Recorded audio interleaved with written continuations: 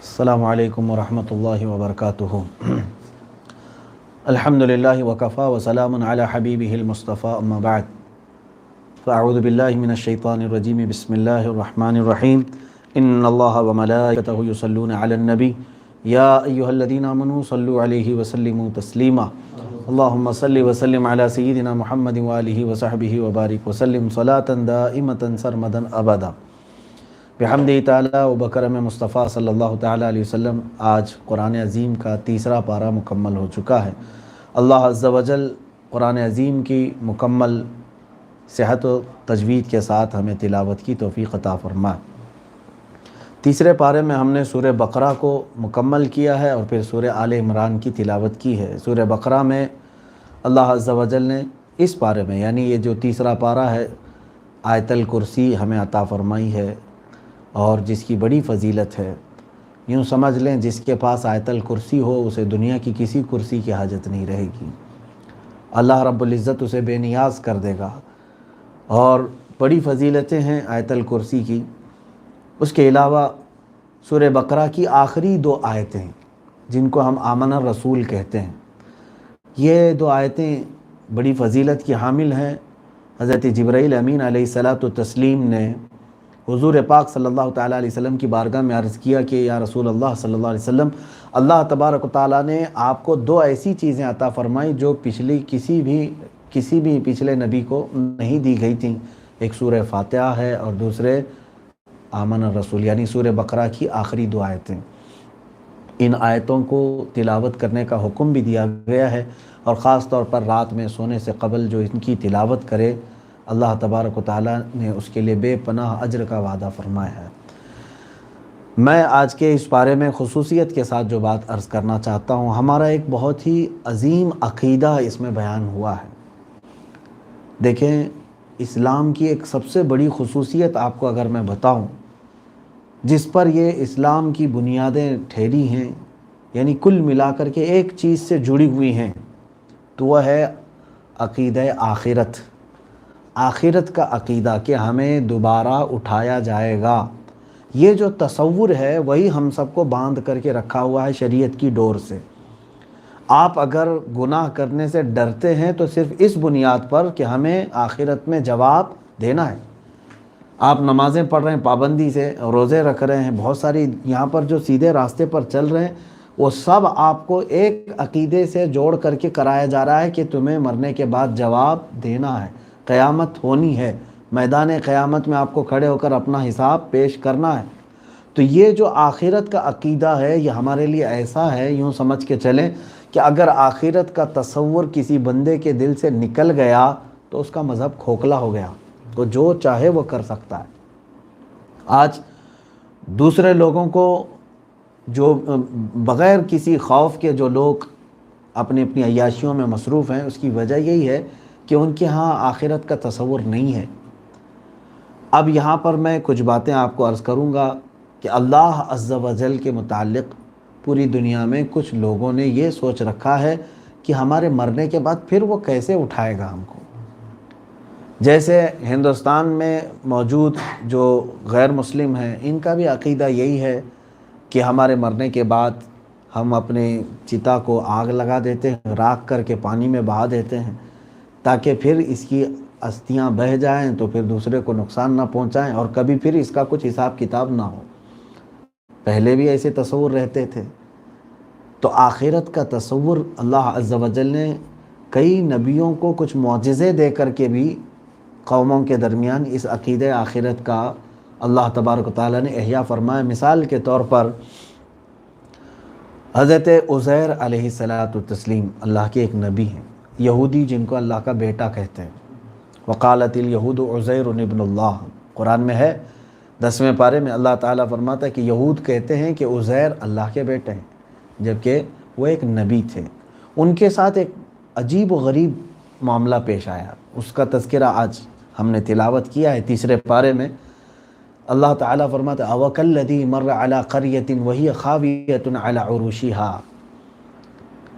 یا اس کی طرح جو ایک بستی سے گزرا، یعنی حضرت عزیر علیہ السلام کا یہ تذکرہ ہے کہ آپ اپنے خچر پر سوار ہو کر کچھ کھانے پینے کی چیزیں لے کر کسی ایک بستی سے جا رہے تھے، اور وہ بستی اجڑی ہوئی بستی تھی، جن کی چھتیں اڑ چکی تھیں، وہاں کے ساری جو کچھ بھی چیزیں تھیں وہ ویران پڑی ہوئی تھیں، درخت سوکھے ہوئے تھے، نہ وہاں کی زمین میں کچھ فصلیں دکھتی تھیں۔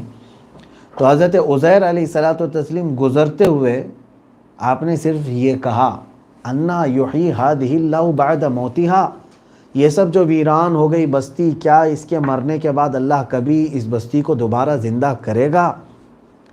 تو اللہ تعالیٰ فرماتے ہیں فَأَمَاتَهُ اللَّهُ مِئَةَ عَامٍ، اللہ تعالیٰ نے ان کو موت کی نیند سلا دیا۔ کس کو؟ حضرت عزیر علیہ السلام۔ اور وہ نیند ایسی تھی کہ آپ اسی جگہ پر رہ گئے، ان کا خچر بھی وہیں رہ گیا، ان کے ساتھ جو سامان تھا وہ بھی وہیں رہ گیا، 100 سال تک وہ سوتے رہے۔ اب یہاں پر لفظ امات ہے، امات کہتے ہیں موت دیا۔ اب موت کس کی طرف سے آتی ہے؟ اللہ کی طرف سے۔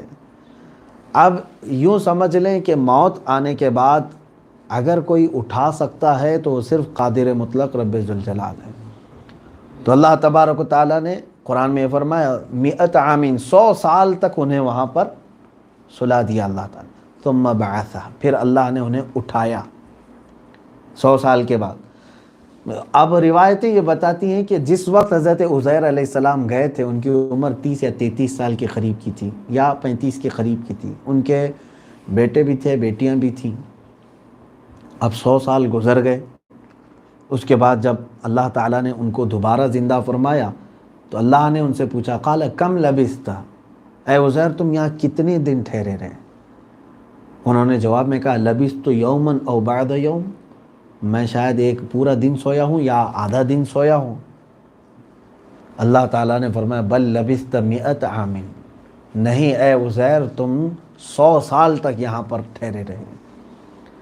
فانظر الی طعامک و شرابک لم یتسنہ، دیکھو تمہارے ساتھ جو کھانا پانی تھا اس کی کیا حالت ہو گئی، کہاں ہے وہ؟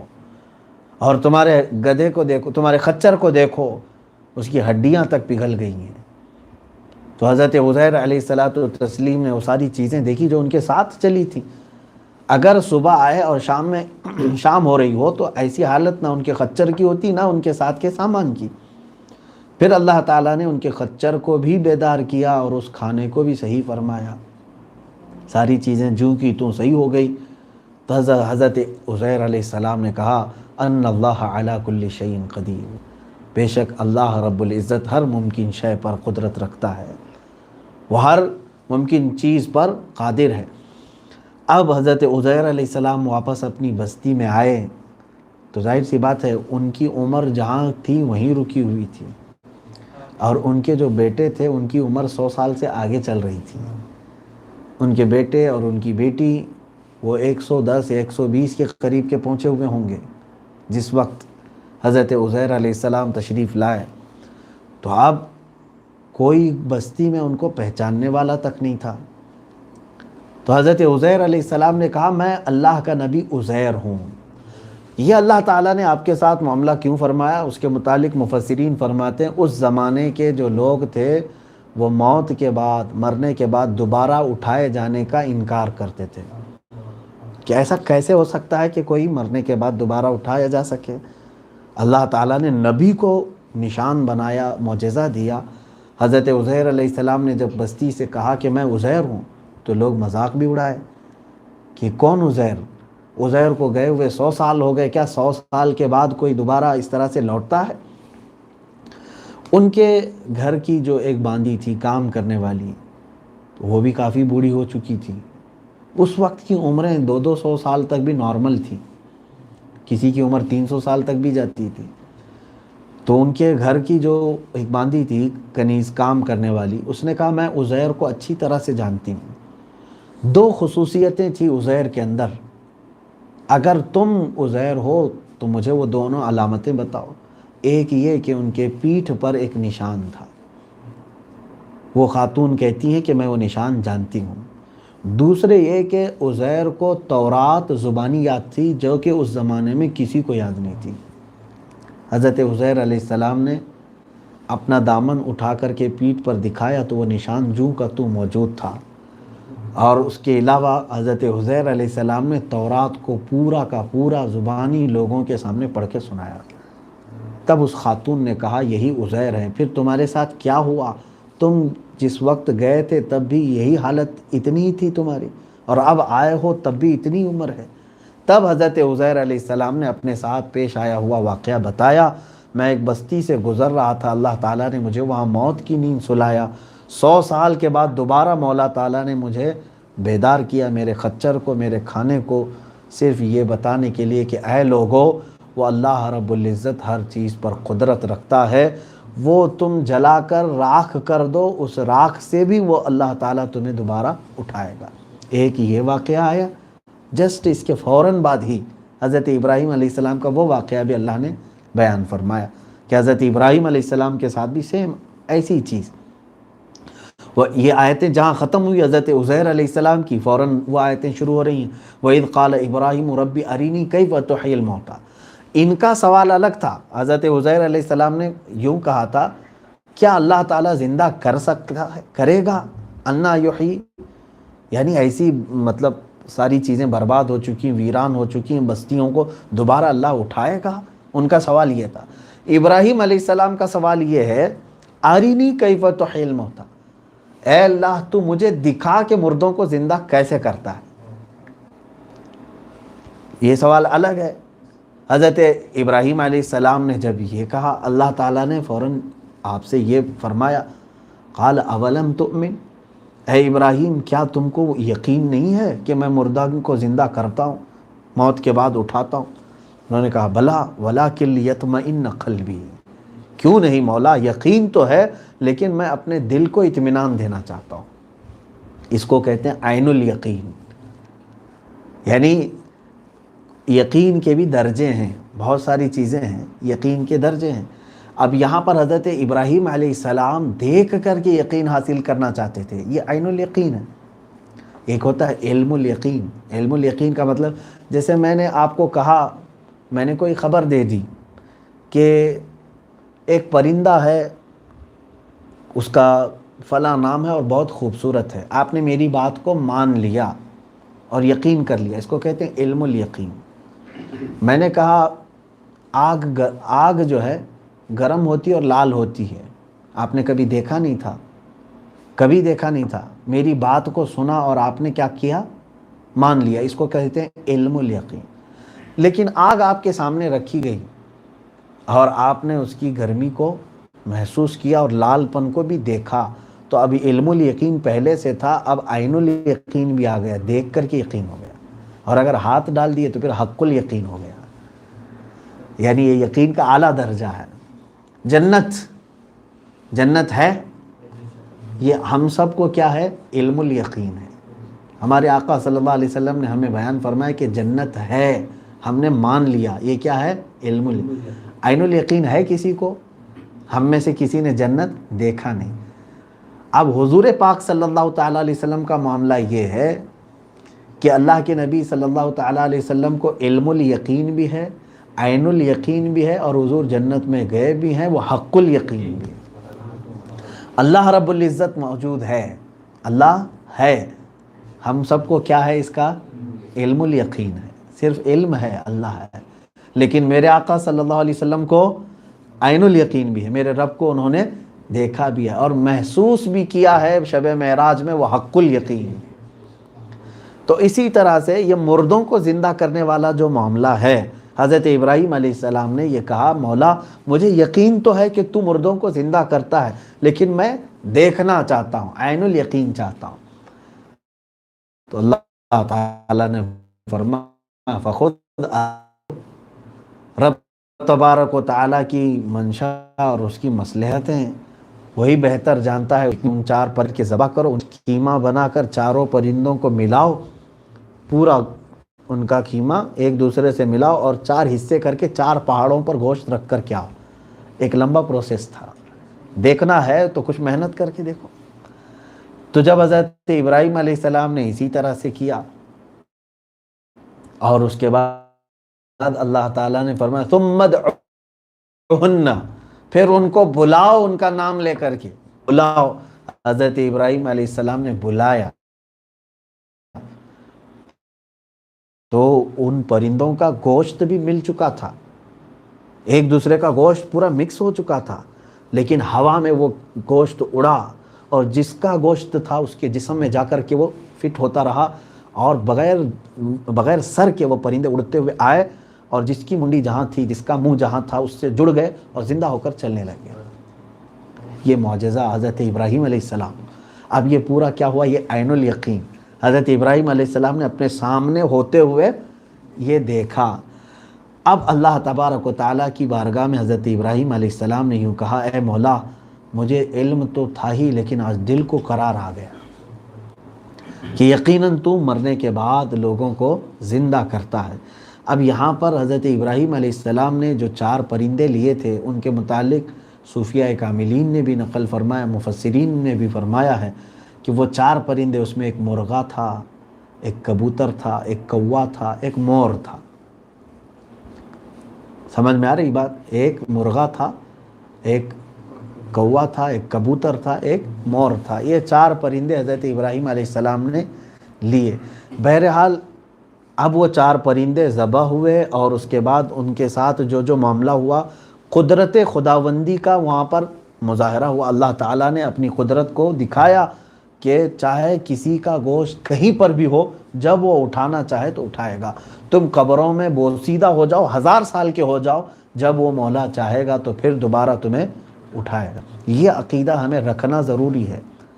ہم سب اٹھائے جائیں گے، چاہے کوئی شیر ہمیں نگل جائے، پانی میں ڈوب کر کے مر جائے، چاہے آگ میں جل کر کے ختم ہو جائے، لیکن اللہ عز و جل ہمیں دوبارہ اٹھائے گا۔ آج بھی بہت ساری چیزیں ایسی، سائنس کے ایجادات ایسی ہیں کہ پلین جو کریش ہوتے ہیں سب ختم ہو جاتا ہے، لیکن اس میں ایک بلیک باکس کچھ ہوتا ہے، اس کے ذریعے سے وہ پورے کے پورے حادثے کے معلومات لے لیتے ہیں۔ چاہے پلین پورا جل کر خاک ہو جائے، لیکن وہ جو بلیک باکس ہے اس کے ذریعے سے ان کو پورے معلومات مل جاتی ہیں۔ اسی طرح سے اللہ عز و جل نے ہماری ریڑھ کی ہڈی میں ایک حصہ ایسا رکھا ہے جو ہمیشہ اس میں سارا ریکارڈ، جس کو ڈی این اے سمجھ لیں آپ، وہ ویسے ہی رہے گا۔ آج 100 سال کے مردے کی ہڈی بھی نکال کر کے لیبارٹری میں دیتے ہیں تو یہ چیک کر کے آج کی سائنس بتا دیتی ہے کہ یہ کتنا پرانا مردہ ہے، اس کے ساتھ کیا ہوا تھا۔ ہڈیوں پر ریسرچ کر کے لیب بتا سکتی ہے۔ میرے عزیزو، وہ خلاق کائنات ہے جس نے خود پیدا کیا، کیا وہ ہماری بوسیدہ ہڈیوں کو دوبارہ ملا کر نہیں اٹھائے گا؟ یہ یقین لے کر کے چلیں کہ ہم کو مرنے کے بعد دوبارہ اٹھنا ہی ہے۔ چاہے اب یہاں پر اسی وجہ سے کچھ لوگوں نے مرنے کے بعد الگ الگ معاملات کر لیے، یہی ڈر کر کے کہ کہیں ہم کو اٹھا کر حساب نہ پوچھا جائے۔ کچھ لوگوں نے جلا کر راکھ کر دیا اور پھر پانی میں بہا دیا، اور کچھ ایسے بھی دھرم ہیں بیچارے مرنے کے بعد ٹکڑے کر کے چیل کووں کو کھلاتے ہیں۔ وہ بھی یہ سوچتے ہیں چیل کوے کھا جائیں گے تو ان کے پیٹ میں چلا گیا تو کہاں ہے؟ میرا مالک و پروردگار جو ایک نطفے سے ہمیں بنایا ہے، ایک پانی کا قطرہ جو ہم کچھ نہیں تھے تب اس نے بنایا، اب ہونے کے بعد پھر فنا ہونے کے بعد دوبارہ وہ کیوں نہیں اٹھائے گا؟ میں جو بات عرض کر رہا تھا، اللہ رب العزت کے قدرت کے مشاہدے اگر دیکھنا ہو تو یہاں پر ایک تصوف کی بات میں عرض کرتا ہوں۔ بات تو چل رہی ہے عقیدہ آخرت پر، آخرت کا عقیدہ، لیکن اس میں بیچ میں یہاں ٹھہر کر کے عرض کر رہا ہوں۔ سبع سنابل شریف میں میر عبد الواحد بلگرامی رضی اللہ تعالیٰ عنہ نے یہ بات بیان فرمائی ہے کہ اللہ تبارک و تعالیٰ کی قدرت کے مشاہدے آج تم کیوں نہیں کر پا رہے ہو؟ آج بھی بہت ساری ایسی عجائبات ہیں جن کو تم دیکھو گے تو اللہ کی معرفت حاصل ہو جائے گی، لیکن آنکھیں اندھی پڑی ہوئی ہیں، کچھ نظر نہیں آ رہا ہے۔ میاں درخت، یہ پودے کا ایک کونپل جو زمین سے اگتا ہے وہ بھی نشانی ہے مولا کی۔ وہ کیسے زمین کا سینہ چیر کر باہر آ رہا ہے، تم نے کبھی اس کو دیکھا؟ اور پودے کے اندر سے پھول کیسے کھلتے ہیں اور پھل کیسے بنتے ہیں، پھلوں کے اندر رنگ کون بھرتا ہے، مٹھاس کہاں سے آتی ہے، کھٹائی کہاں سے آتی ہے، کڑواپن کون ڈالتا ہے، یہ سب قدرت کے ایسے مشاہدے ہیں، ہم ان کو دیکھ نہیں پا رہے۔ اس کی وجہ کیا ہے جانتے ہیں آپ؟ اس کی وجہ یہ ہے کہ بندہ جب اچھی خاصی آنکھوں پر ایسا چشمہ ڈال لے جس کے مطلب کچھ لوگ ایسے ہوتے ہیں جن کا پاور تو اچھا ہی تھا، لیکن سوڈے کی بوتل والا چشمہ پہنے کیا نظر آیا ان کو؟ کچھ نظر آئے گا؟ دھندلاپن آ جائے۔ آپ نے اسٹیل کا چشمہ پہن لیا، کچھ دکھے گا باہر کا؟ تو کچھ ایسی چیزیں ہماری آنکھوں پر پردہ پڑی ہوئی ہیں جو ہمیں نظر نہیں آ رہی ہیں۔ اب وہ کیا چیزیں سنیے۔ قدرت کے مشاہدات کو دیکھنا ہو تو حضرت ابراہیم علیہ السلام کو اللہ تبارک و تعالیٰ نے جو 4 پرندے لینے کا حکم فرمایا، یہ 4 پرندوں کی کیا خصوصیت تھی جو آپ لے کر کے ذبح کیے؟ میں نے بتایا نا، مرغا ہے، کوا ہے، کبوتر ہے، مور ہے۔ صوفیہ اکرام فرماتے ہیں یہ اصل پرندوں کو ذبح نہیں کیا گیا تھا، یعنی پرندے تو ذبح ہوئے لیکن معنی کے اعتبار سے حقیقت میں ان کی خصوصیات جو ہیں ان پرندوں کو ان کو ذبح کیا گیا تھا۔ مثال کے طور پر مرغے کی خصوصیت ہے کہ اس کے اندر شہوت زیادہ ہوتی ہے، مرغے کے اندر شہوت زیادہ ہوتی ہے، یعنی مرغا پرندوں میں بہت زیادہ شہوتی ہے، یعنی مرغیوں کے پیچھے بھاگنا، یہ اس کی ایک خصوصی اس کی فطرت ہے۔ کوے کی ایک بری عادت ہے، وہ لالچی بہت زیادہ ہے۔ کوا کیا کرتا ہے؟ لالچ کا بہت بڑا شکار ہے۔ توجہ چاہتا ہوں میں، ایک مرغا جس میں شہوت زیادہ ہے، دوسرا کوا جس میں لالچ زیادہ ہے۔ کبوتر ہے تو اچھا لیکن دوستی بہت جلدی کرتا ہے، ہر ایرے غیرے سب کے ساتھ دوستی کرتا ہے، تو دوستی کرنے کی عادت اس کے پاس بہت زیادہ ہے۔ چوتھا ہے مور، مور بھی اچھا ہے لیکن اس کو اپنے حسن دکھانے کی عادت بہت ہوتی ہے۔ جب بھی تھوڑے لوگ جمع ہوں گے ڈانس کرتا ہے، رقص کرتا ہے اور اپنے پورے پر کھولتا ہے، اپنی خوبصورتی دکھاتا ہے۔ یہ بار بار جنگل میں بھی یہی کرتا ہے مور، مور ہو کہ مورنی ہو، اور یقیناً اللہ نے اسے خوبصورتی عطا کی ہے۔ اس کے پروں میں اتنے رنگ جمع ہیں کہ آپ اپنے ہاتھوں سے اتنے رنگ نہیں جمع کر سکیں گے، اور اتنی خوبصورتی کے ساتھ اللہ تعالیٰ نے اس کو جسم عطا کیا، وہ دکھاتا ہے۔ تو اب صوفیہ اکرام فرماتے ہیں مرغے کی شہوت، کوے کی لالچ، کبوتر کی دوستی اور مور کی یہ نمائش، ایڈورٹائزنگ، پرچار کرنا، یہ 4 چیزوں کو اگر کوئی بندہ ذبح کر دے، شہوت اپنے اندر سے ذبح کرے، لالچ کو ذبح کرے اور بے مقصد کی دوستیوں کو ذبح کر دے، ختم کر دے، اور اپنے اندر کی نمائش کی اور ریاکاری کی عادت کو ذبح کر دے، تو سمجھ لو کہ وہ اللہ کی قدرت کے مشاہدے بالکل دیکھ سکتا ہے۔ اسے بہت ساری چیزیں اللہ تبارک و تعالیٰ کی قدرت کے مشاہدے نظر آئیں گے۔ یہ 4 چیزیں ہمارے آنکھوں پر پٹی کے طور پر پڑی ہوئی ہیں۔ شہوت بھی لوگوں پر غالب آئی ہے آج، لالچ بھی بہت سارے لوگوں پر غلبہ کیجیے، اور لوگوں میں آج دوستی کرنے کا جو ایک رواج ہے، دوست تو ایسے مصیبت ہے، یہ آج کے زمانے کی نہیں بلکہ ہر زمانے کی۔ قرآن یوں کہتا ہے یا ویلتا لیتنی فلانا، لیتنی یا ویلتا لیتنی لم اتخذ فلانا خلیلا۔ اللہ تعالیٰ فرماتے قیامت کے دن کچھ لوگ یہ کہیں گے اے کاش میں فلاں کی دوستی نہیں کرتا تو آج اچھا ہوتا۔ کچھ لوگ صرف دوستی کی وجہ سے جہنم میں جا رہے ہوں گے۔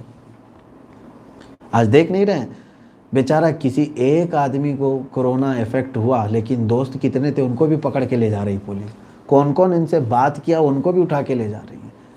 اور کچھ لوگ آج پچھتا رہے کاش میں اس کو میسیج بھی نہیں کیا ہوتا تو اچھا ہوتا، مجھے کوارنٹائن کر دیے۔ تو بہرحال میں یہ نہیں کہتا کہ دوستی نہیں ہونی چاہیے، بلکہ دوست اسے بنائیں جو تمہاری آخرت کا تمہیں یاد دلائے، دوست اسے بنائیں جو تمہارے اخلاق و کردار میں تمہاری تربیت کر سکے، دوست وہ نہیں جو تمہیں یاد خدا سے غافل کر دے اور عیاشیوں کے اڈے پر لے جائے، خود بھی بہک جائے اور خود دوسروں کو بھی بہکائے۔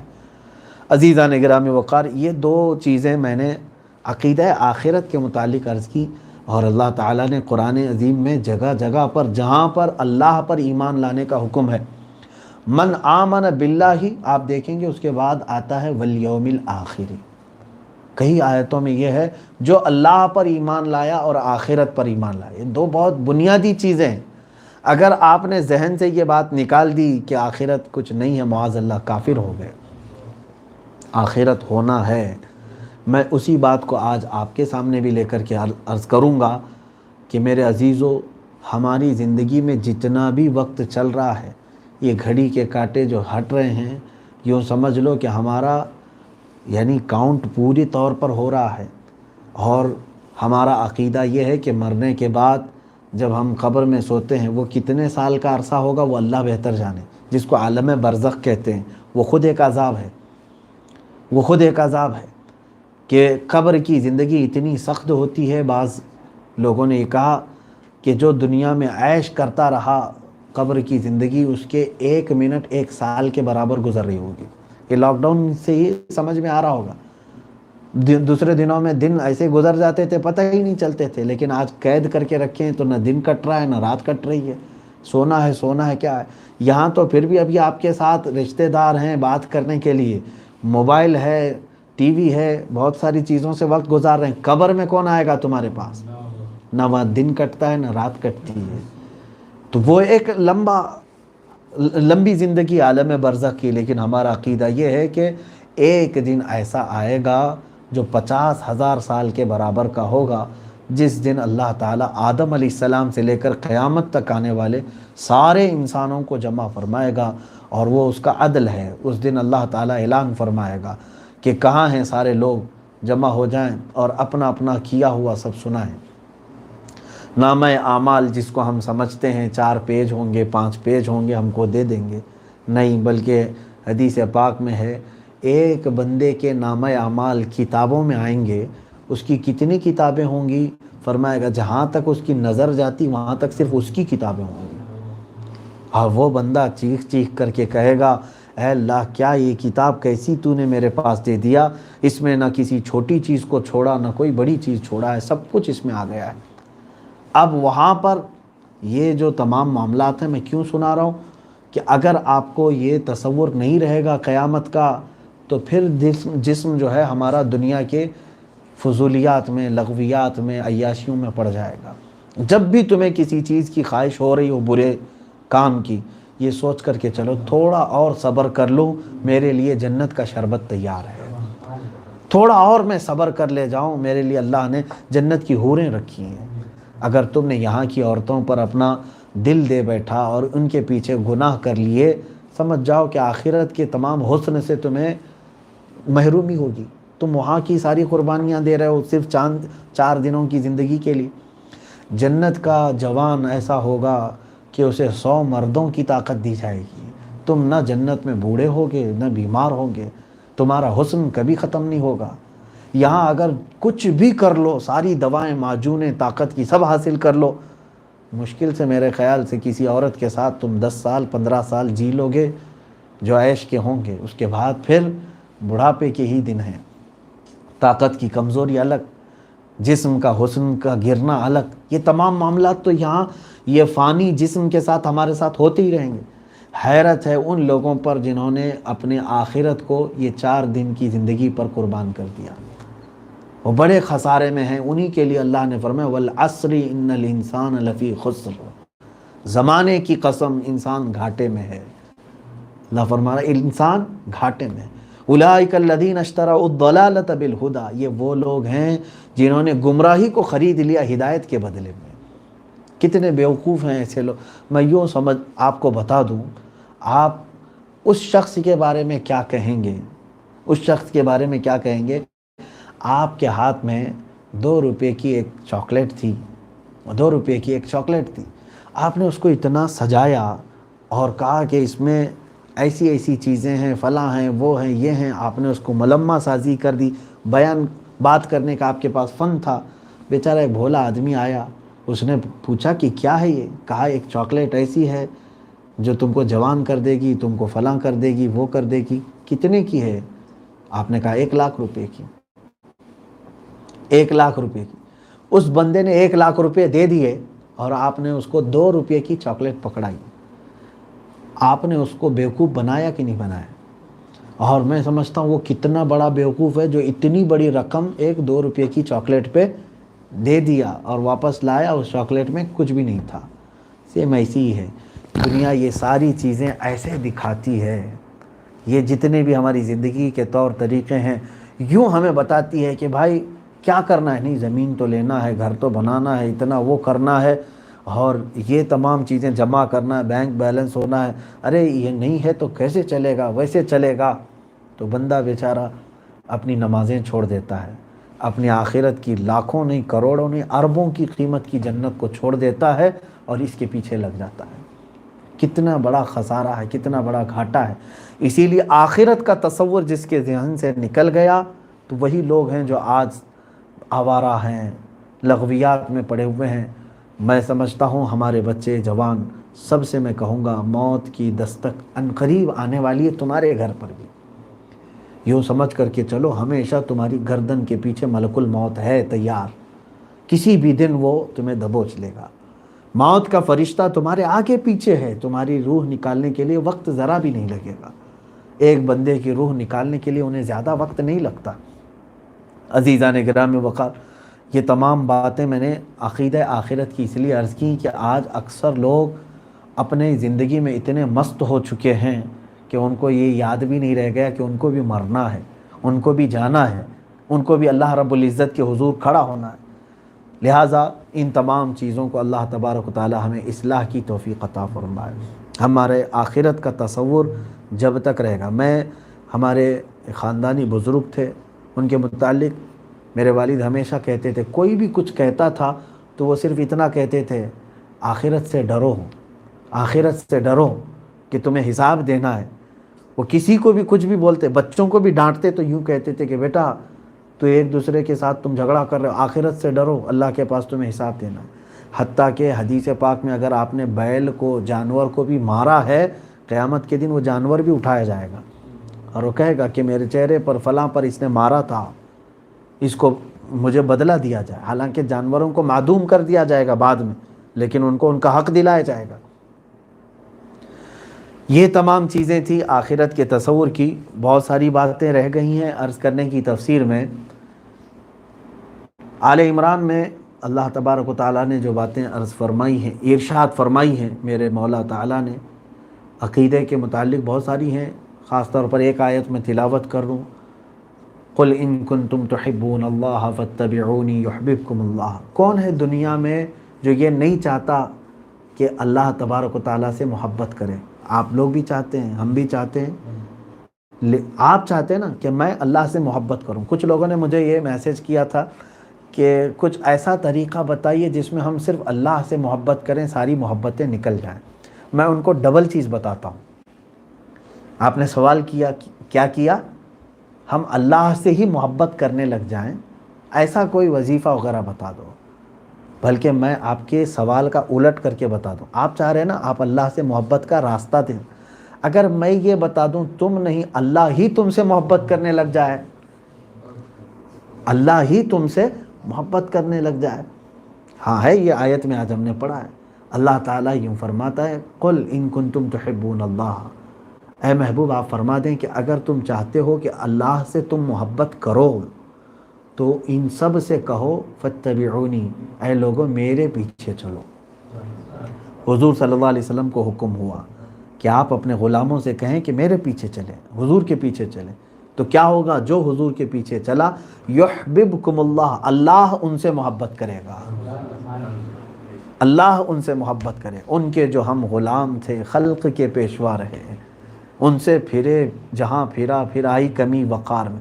اسی کو اس آیت کا یوں سمجھ لیں، اس آیت کا ایک شعر میں ترجمہ اگر دیکھیں گے تو اقبال نے یوں کہا ہے، ہاں حضور صلی اللہ تعالیٰ علیہ وسلم کی اس محبت کو اگر میں شعر میں یعنی ترجمہ قرآن کو بتاؤں تو یوں سمجھ لیں، مشہور زمانہ شعر اقبال کا کہ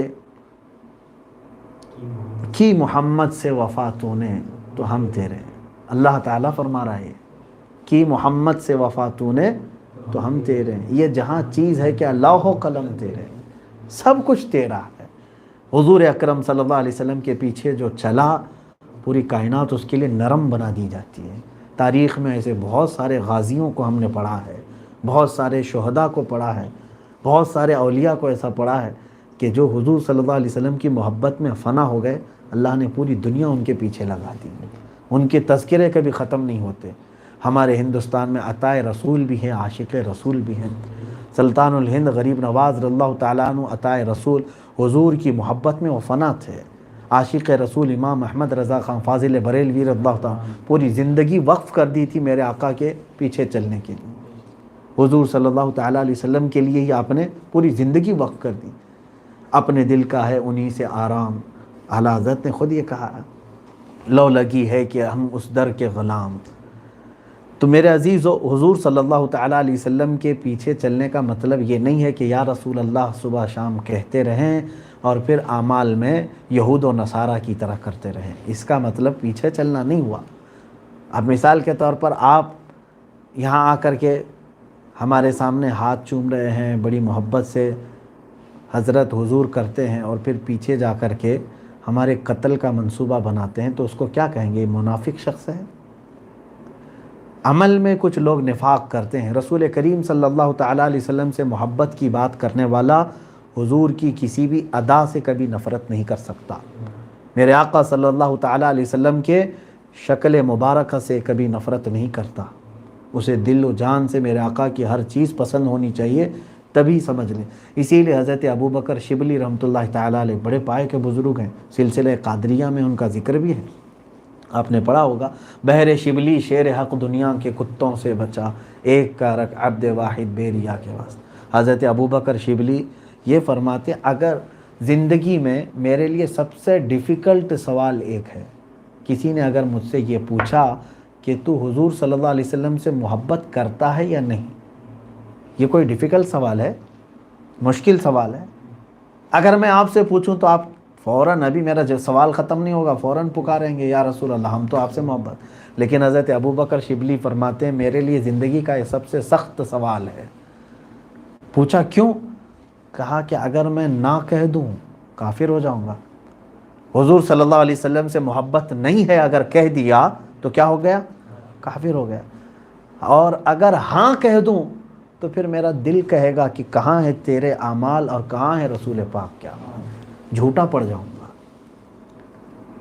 دونوں بھی چیزیں ہمارے لیے سخت ہیں۔ جب وہ اس پائے کے ولی یہ کہتے ہیں تو آج ہم لوگوں کو احتساب کی ضرورت ہے۔ اسی پارے میں اللہ تعالیٰ نے ایک وعدہ نبیوں سے لیا تھا، اس کا ذکر بھی آیا ہے۔ سارے نبیوں کی روحوں کو اللہ نے ایک دن جمع کیا۔ 3 طرح کے وعدے اللہ تعالیٰ نے لیے ہیں، ایک نبیوں سے، ایک علماء سے، اور ایک تمام انسانوں سے۔ یہ تینوں کے تذکرے قرآن میں ہیں۔ میثاق کہتے ہیں اس کو، وعدہ لینا۔ مثال کے طور پر سب کو جمع کیا اور ہم آپ سے وعدہ لیتے ہیں کہ ایسا کرو گے یا نہیں کرو گے۔ اللہ نے پورے نبیوں کی روحوں کو جمع کیا اور ایک عہد لیا ان سب سے۔ وہ آیت ہے وَإِذْ أَخَذَ اللَّهُ مِيثَاقَ النَّبِيِّينَ لَمَا آتَيْتُكُم مِّن كِتَابٍ وَحِكْمَةٍ۔ اللہ نے فرمایا یاد کرو، تمام نبیوں سے ہم نے ایک عہد لیا، وعدہ لیا کہ ہم تمہیں کتاب بھی دیں گے، حکمت علم بھی دیں گے، لیکن اے نبیو جب تم دنیا میں جاؤ گے، تمہارے زمانے میں اگر میرا محبوب رسول آ گیا، کون؟ محمد صلی اللہ تعالیٰ علیہ وسلم، لَتُؤْمِنُنَّ بِهِ وَلَتَنْصُرُنَّهُ۔ اللہ فرماتا ہے تم ضرور اس پر ایمان لاؤ گے، اس پر ایمان لاؤ گے۔ صرف ایمان نہیں، وَلَتَنْصُرُنَّهُ، اور سب کے سب اس کی مل کے مدد کرو گے۔ اتنا ہی نہیں، اللہ نے یہ فرمایا اور اس کے بعد پوچھا سارے نبیوں سے، اَأَقَرَرْتُمْ، کیا تمہیں اس بات کا اقرار ہے؟ قالوا اقررنا، سارے نبیوں نے کہا ہاں مولا ہم اقرار کرتے ہیں۔ حضور صلی اللہ علیہ وسلم کے دنیا میں آنے سے پہلے کی بات ہے یہ، حضور صلی اللہ علیہ وسلم کے دنیا میں آنے سے پہلے کی بات ہے کہ سارے نبیوں کی روحوں کو اللہ نے عہد لیا۔ پھر اللہ تعالیٰ یہ فرماتا ہے وَأَنَا اور میں تمہارے ساتھ گواہ ہوں اس بات کا۔ اور پھر حضور صلی اللہ تعالیٰ علیہ وسلم نے خود اپنی ایک حدیث میں بیان فرمایا، یہ اور بات ہے کہ کسی بھی نبی کے زمانے میں حضور نہیں آئے، اگر آ جاتے تو اس نبی کی شریعت اور ان کے سارے معاملات ختم ہو جاتے۔ کس کی شریعت چلتی؟ صرف میرے آقا صلی اللہ علیہ وسلم۔ ایک بار حضرت عمر فاروق رضی اللہ تعالیٰ عنہ تورات پڑھ رہے تھے، حضرت ابوبکر صدیق بھی تھے۔ حضور صلی اللہ علیہ وسلم کا چہرہ سرخ تھا غصے سے، حضرت ابوبکر محسوس کر لیتے تھے۔ رضی اللہ تعالیٰ عنہ۔ سیدنا ابو بکر صدیق رضی اللہ تعالیٰ عنہ حضرت عمر کو چیخ کر کے کہا، عمر کیا کر رہے ہو تم، دیکھ نہیں رہے ہو رسول پاک صلی اللہ علیہ وسلم کا جلال ہے؟ حضرت عمر نے کتاب بند کیا اور کہا، میں آسمانی کتاب ہی تو پڑھ رہا ہوں، اللہ ہی کی کتاب پڑھ رہا تھا، تورات پڑھ رہا تھا۔ رسول کریم صلی اللہ علیہ وسلم نے اس وقت فرمایا، اے عمر، یہ کتاب جس پر اتری ہے، کس پر اتری ہے؟ موسیٰ علیہ السلام۔ اگر یہ تو آج آپ پڑھ رہے ہیں نا کتاب، جس پر یہ کتاب اتری ہے موسیٰ علیہ السلام، وہ بھی اگر آج ہوتے تو قرآن پڑھنے کے علاوہ ان کے پاس کوئی راستہ نہ ہوتا۔ ہاں کہ وہ قرآن ہی پڑھتے، کیونکہ ساری شریعتیں منسوخ ہو جاتی، صرف ہمارے نبی صلی اللہ علیہ وسلم کی ہی شریعت چلتی۔ تو میرے عزیزو، یہاں کہنے کا مطلب یہ ہے، رسول پاک صلی اللہ تعالیٰ علیہ وسلم کی ولادت سے پہلے ہی اللہ نے نبیوں کے پاس ایک عہد لیا۔ تھوڑے سے ذہن کو حاضر رکھیں، ایک مسئلہ سمجھا کر میں اپنی گفتگو کو ختم کرتا ہوں۔ 1,24,000 نبیوں کی روحیں موجود ہیں، جبکہ ابھی دنیا میں کوئی پیدا نہیں ہوا تھا، یہ جب کی بات ہے۔ اتنا بڑا مجمع، ظاہر سی بات ہے اتنی روحیں ہوں گی، تذکرہ کس کا چل رہا ہے؟ رسول پاک صلی اللہ علیہ وسلم۔ کون کر رہا ہے؟ اللہ فرما۔ اور حضور صلی اللہ علیہ وسلم کے متعلق یہ کہا جا رہا ہے کہ اگر وہ رسول آ گئے تو تم سب مل کر کے کیا کرو گے؟ مدد بھی کرو گے اور ایمان بھی لاؤ گے۔ میرے عزیزو، اسی طرح سے ہم مجمع جمع کر کے میرے آقا کی میلاد ہی تو پڑھتے ہیں۔ ہم سارے لوگوں سے کیا کہتے ہیں؟ حضور کے اوصاف ہی تو بیان کرتے ہیں۔ نبی کونین صلی اللہ علیہ وسلم جب تشریف لائے تو منظر ایسا تھا، سارے زمین و آسمان میرے آقا کے ادب میں تھے، حور و غلمان و ملک سارے میرے آقا صلی اللہ علیہ وسلم کے استقبال میں تھے۔ یہی تو میلاد میں ہم بیان کرتے ہیں۔ تو حضور کی ولادت کا ذکر کرنا در حقیقت قرآن پاک میں اللہ نے فرمایا یہ خود رب تبارک و تعالیٰ کی سنت ہے، اور وہ بھی سب سے پہلی حضور کی میلاد کہاں بیان ہوئی ہے؟ نبیوں کے مجمع میں، اور بیان کرنے والا کون ہے؟ اللہ رب العزت۔ تو یہ سمجھ کر کے چلیں، رسول کریم صلی اللہ علیہ وسلم کے میلاد کی محفل اگر ہو رہی ہو تو بیان کرنے والا رب تعالیٰ کی سنت ادا کر رہا ہے، اور سننے والے سارے نبیوں کی سنت پر عمل کر رہے ہیں۔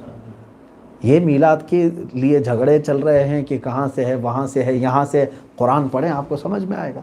بہرحال ہم ہیں الحمدللہ، ہمارے لیے تو اتنا ہی کافی ہے کہ وہ جہنم میں گیا جو ان سے مستغنی ہوا، ہم رسول اللہ کے جنت رسول اللہ، بلکہ ہے خلیل اللہ کو حاجت رسول اللہ کی، عرش حق ہے مسند رفعت رسول اللہ کی، دیکھنی ہے حشر میں عزت رسول اللہ کی۔ تو بہرحال ہم یہ سمجھ کر کے چلیں کہ اللہ کے حبیب صلی اللہ تعالیٰ علیہ وسلم ہمارے درمیان ہیں۔ اللہ تعالیٰ نے یہ اتنا بڑا اعزاز ہمیں عطا فرمایا ہے کہ ہر سانس کے بدلے بھی ہم درود پڑھیں تو بھی اس کا شکر نہیں ادا ہو سکے گا۔ اللہ کریم ہم سب کو کہنے سننے سے زیادہ عمل کی توفیق عطا فرمائے۔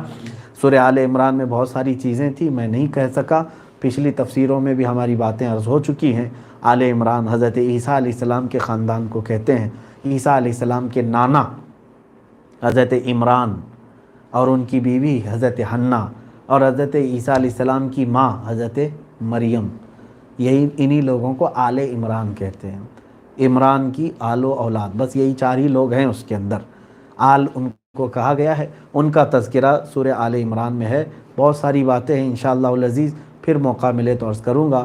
اللہ کریم قرآن عظیم کی ہر آیت پر عمل کی توفیق عطا فرمائے۔ قیامت کے دن مولا تعالیٰ اس قرآن عظیم کو ہمارا شفیع اور ہمارا حمایتی بنائے، ہمارے خلاف کھڑے ہونے والا نہ بنائے۔ وآخر دعوانا ان الحمد للہ رب العالمین۔ السلام علیکم۔